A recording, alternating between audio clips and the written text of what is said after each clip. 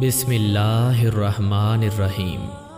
حضرت حکیم لقمان رحمۃ اللہ علیہ کا فرمان ہے، لوہے کا کلہاڑا لکڑی کے جنگل سے ایک چھلکا تک نہیں اتار سکتا جب تک خود اس کے ساتھ لکڑی کا دستہ شامل نہ ہو۔ 4 جگہوں پر 4 چیزوں کو قبول رکھو، ایمان محفوظ رہے گا۔ اول محفل میں زبان کو، دوم دسترخوان پر پیٹ کو، سوم پرائے گھر میں آنکھ کو، چہارم نماز میں دل کو۔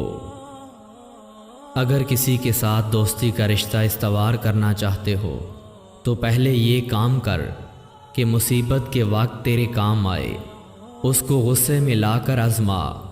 اگر غصے کے وقت اس کو منصف پائے تو اس کی دوستی پر مائل ہو، ورنہ اس سے دور رہے۔ اگر کوئی کام کسی کے سپرد کر تو دانا کے سپرد کر، اگر دانا میسر نہ ہو تو خود کر، ورنہ ترک کر۔ علماء کی صحبت کو غنیمت خیال کر، کیونکہ علم دل کو اس طرح زندہ کرتا ہے جیسے بارش خشک زمین کو۔